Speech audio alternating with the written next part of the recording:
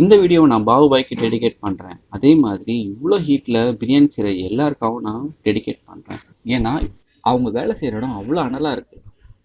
ஒரு நல்ல பிரியாணிங்கிறது அவங்க போடுற மசாலால மட்டும் இல்லைங்க, அவங்க தொழில் மேல வச்சிருக்க அர்ப்பணிப்பால தான் அவ்வளோ டேஸ்ட்டாக வருது. இவங்க எந்த விதமான ஆர்டிஃபிஷியல் ஃப்ளேவரும் சேர்க்காம அன்னன்னைக்கு வாங்குற பொருள், அன்னன்னைக்கு வாங்குற சிக்கனால் சமைக்கிறதுனால நல்ல டேஸ்ட்டாகவே இருக்கு. நம்ம நல்ல பிரியாணி வேணும்னா 4 கடை போய் தேடி போய் சாப்பிட்றோம். ஆனால் இவங்க 4 பேர் வந்து சாப்பிடணும் அப்படிங்கிறதுக்கு நல்ல டேஸ்ட்டாகவே சமைக்கிறாங்க. பாபாய் அவர்கிட்ட வேலை செய்கிறவர்கிட்ட வர கஸ்டமர் கிட்ட அன்பா நீ வேலை செஞ்சாலே பிரியாணியோட டேஸ்ட் இன்னும் கூடும் அப்படின்னு சொல்றாரு பாருங்க. அது எனக்கு ரொம்ப பிடிச்சிருந்துச்சுங்க.